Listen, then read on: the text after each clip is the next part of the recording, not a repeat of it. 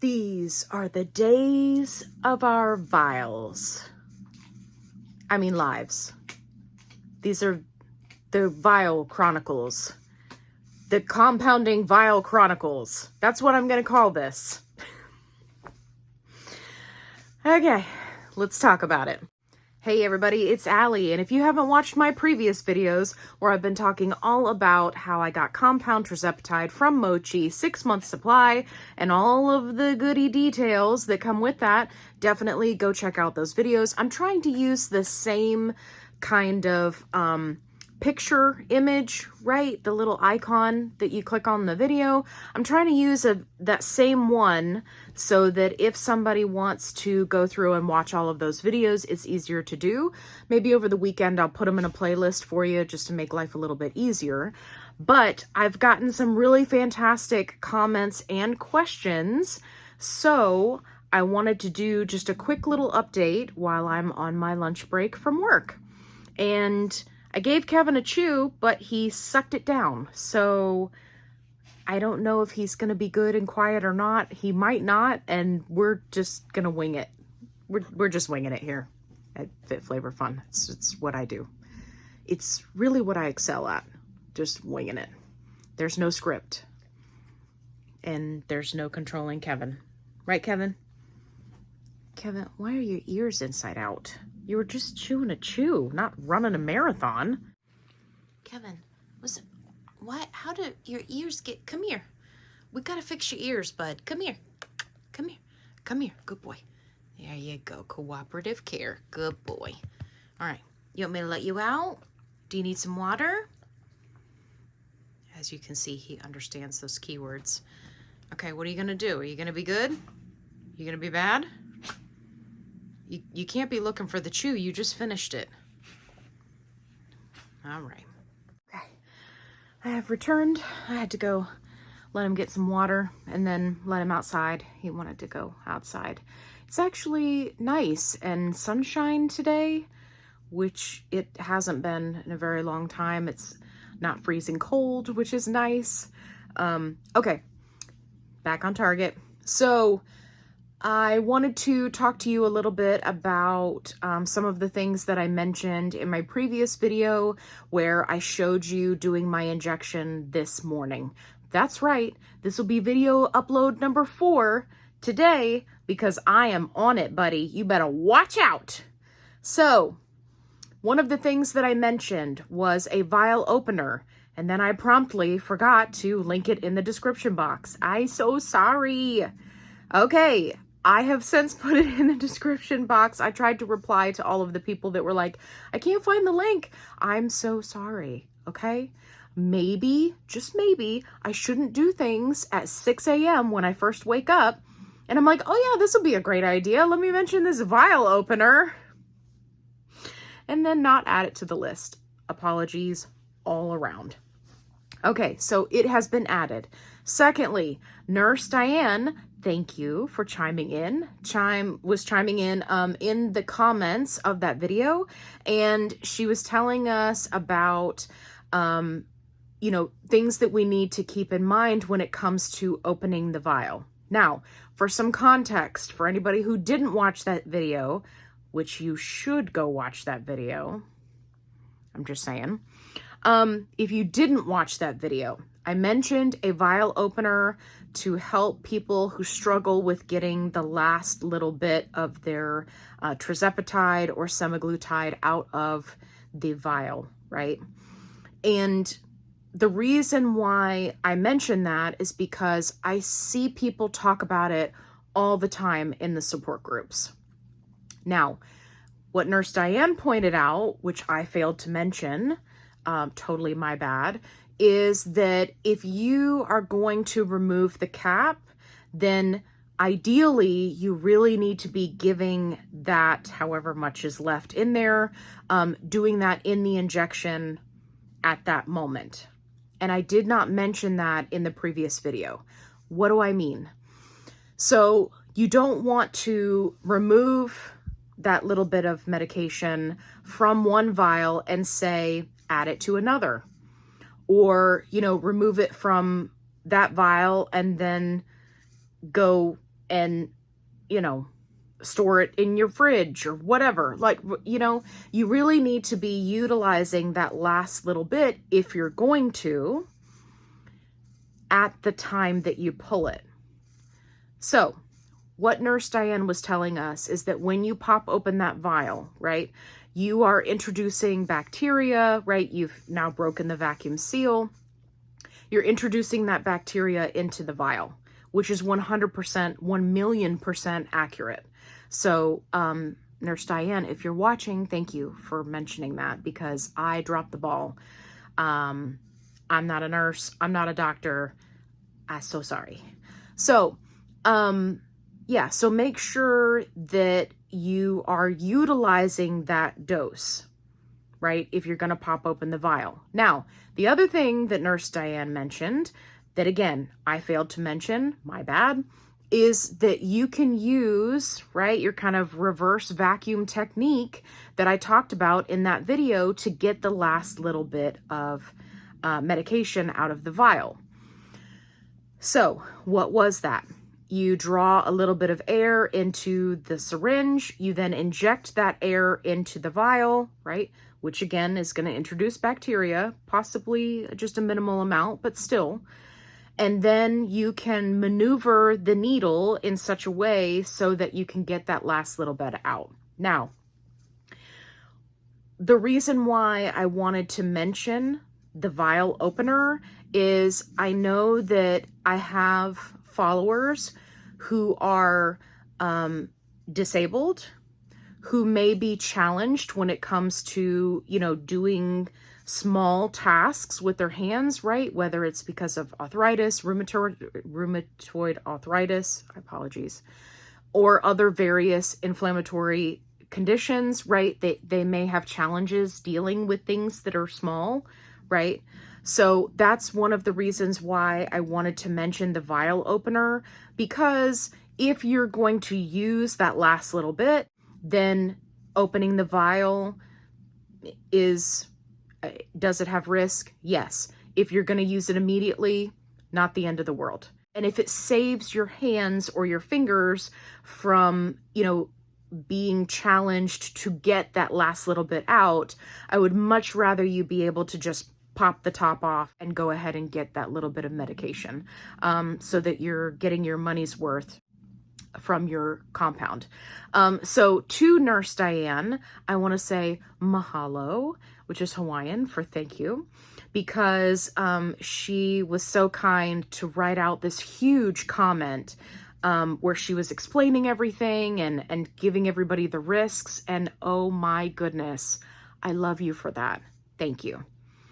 Okay, some of the other things that people wanted to know. They wanted to know how I was feeling after the injection. I feel like it's kicking in.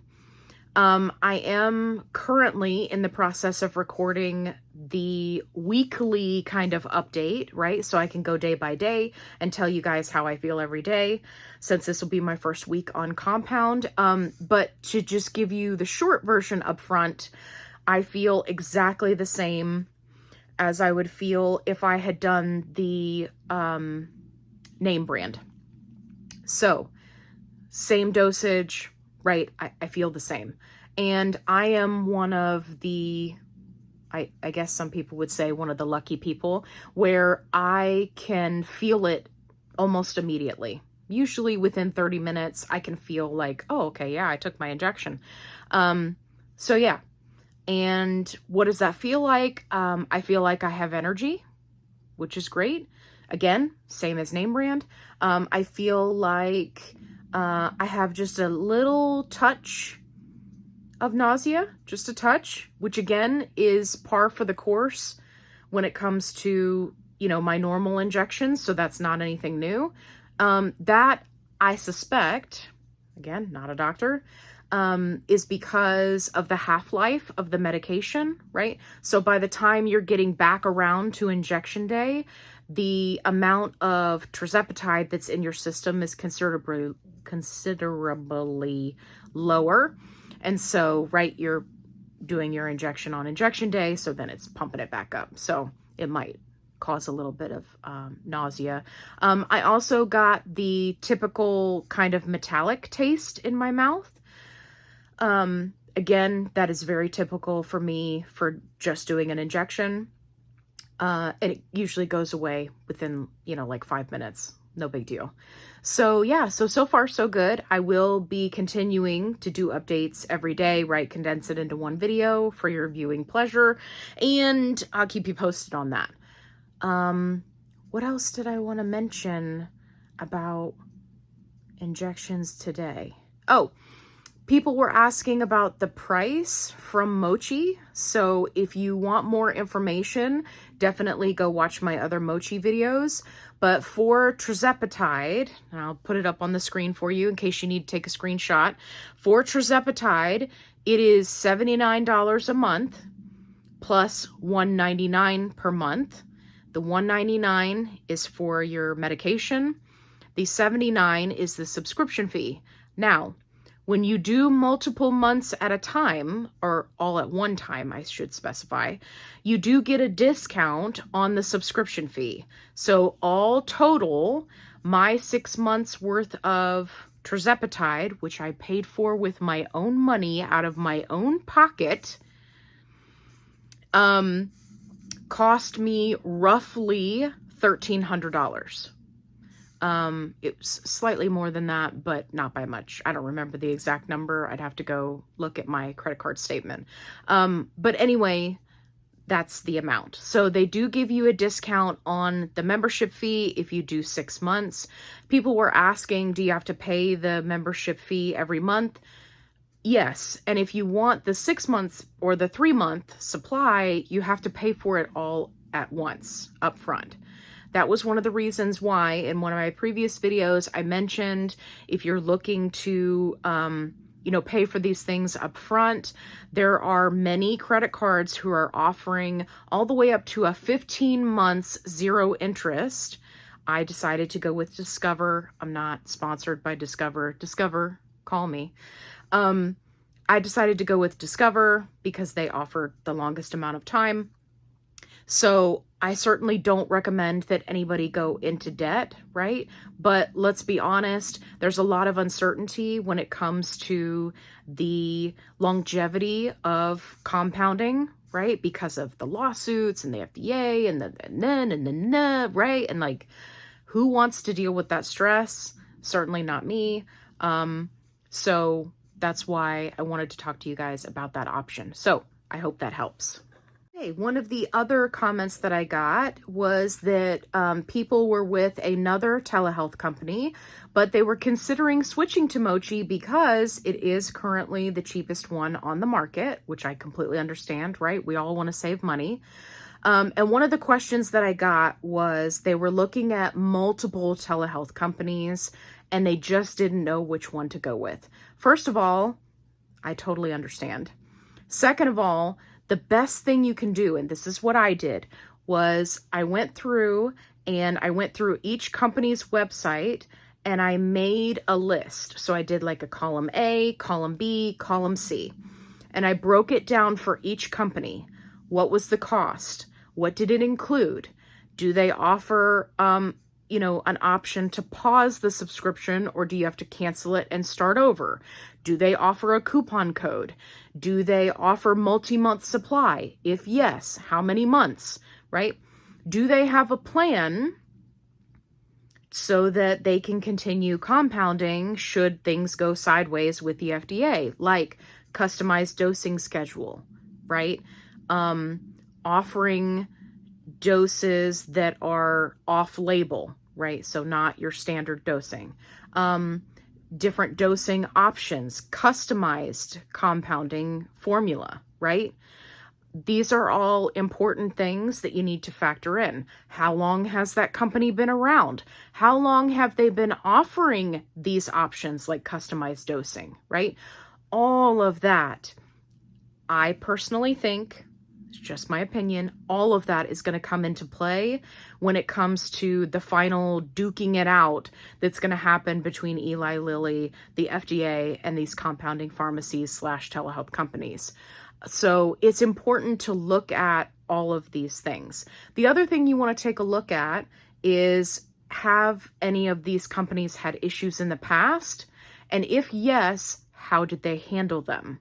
So if the issues were not super severe, right? I'm not talking like zappy, OISHA compounding craziness where, there were a lot of people that got medications that were potentially not sterile, right? And then they had to try to get a refund, and it was this whole rigmarole and like months and months of conflict, right? I'm not talking about that.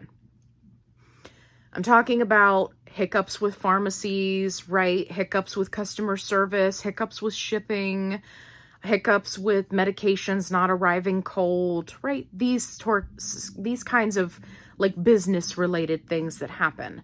And you want to really look at, how did those companies bounce back from that? Did they just ignore it? Did they address it? Did they openly talk about, hey, this is what happened, this is what went wrong, here's how we're going to fix it? To me, as a consumer, that's really important. Like, I value that transparency, right? So you want to take a look and see, are those things something that this company, has shown you? So it's a lot to factor in, but it's worth it. So I definitely recommend, if you have just a couple in mind, do the side-by-side comparison and then make the choice that's best for you. It's, certainly if you want to join Mochi, if you want to get a 6-month supply, please feel free to do that, right? My link is down in the description box below. The coupon code is down below. You don't have to do that. If you choose to go with another company because it's a better fit for you, that is what is important to me. So just wanted to make that clear. I had somebody ask about dosing and how I'm calculating my dosage. That is going to be a video all in itself, because I want to make sure that people are listening, that they're paying attention, right? This, customized dosing, split dosing, right? Getting more meds to then take a lower dose, right? You have to do things correctly. You can't just willy-nilly wing it. So I am going to show you how I did that. It's very simple. However, it is going to be a dedicated video because I want to make sure that people are paying attention, right? I had a lot going on in that video where I was, start to finish doing my injection this morning. And I really cannot emphasize enough that I want people to be paying attention when it comes to doing the dosing. So I will be addressing that, but it's going to be its own video. Last little bit that I want to touch on. I did receive some questions about why my doctor did not want to prescribe 15 milligram Mounjaro. So I want to be very clear here that it was just her personal preference, her personal opinion. She is of the opinion that no one should be on 15. Whether you're diabetic or not, it's not a good idea to be at the highest dose. It is just her personal opinion. It is not a medical opinion. So let me be clear about that. And she did not provide me with a medical reason why I could not go up in dose. She just simply stated that she doesn't like to do it, she doesn't want to do it, and that nobody should do it. No one should jump off of a bridge, but, people do that too. I don't recommend it. It's just my personal opinion. People jump out of airplanes. I don't recommend that either. It's just my personal opinion. But if I had a friend who was a skydiver, they would tell you something completely different. None of that is a medical opinion. So I just wanted to clear that up because there were some people who were confused, who were thinking, oh, there might be a medical reason why she doesn't want you to do it. No. Guys, I am very much an advocate for my health, and I do not allow anyone, doctors included, to just say things willy-nilly to me without explaining. So when she said that, I was like, what do you mean? I'm sorry, what are you basing that off of? Oh, no, well, it's just, it's just how I feel. Okay, so it's a personal opinion, not a medical opinion. Well, no, I mean, the studies, they studied it. They're even studying the higher doses now, all the way up to 25 milligrams, and they haven't found any problems. Great. Just so we can clear that up. So, don't be confused, old. It's going to be okay. I'm not doing anything crazy. The other thing that I wanted to mention in that same regard is people were concerned, because this has happened to others, and they post about it in the support groups. What can you do if your doctor doesn't want to go up any higher in doses? I have seen people whose doctors refuse to prescribe higher than 7.5.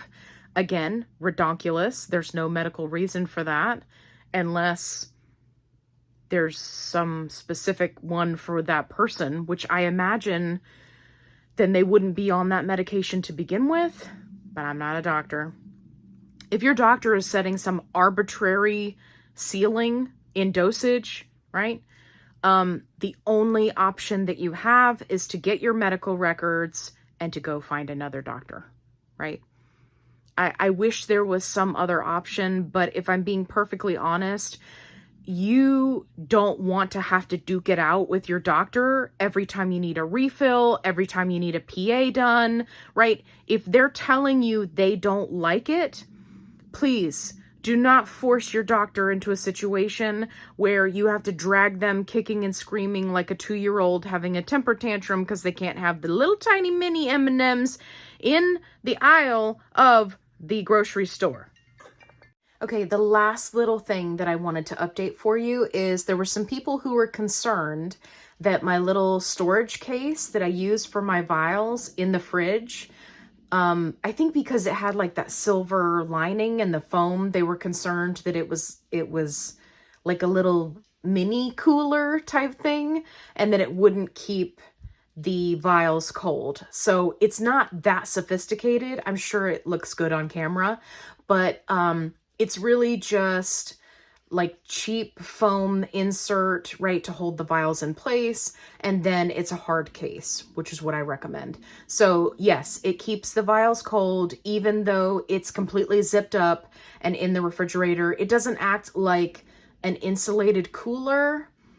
I hope that helps. Now, if you were to travel with something like that and you wanted to keep the vials cold, you would have to put it into a cooler, right? So you've got like ice or whatever that's like keeping everything cold. But yeah, it's not that sophisticated. It's cheap Amazon stuff, but it serves its purpose and it works. So I'm so glad that somebody brought that up. Okay. If you haven't already, subscribe. Otherwise, you're going to miss all the rest of the updates. If you haven't watched my other videos that I was referencing, definitely go check those out. And if you're looking for a positive-only support group, I've got you covered. Link is in the description box below. As always, be kind, rewind.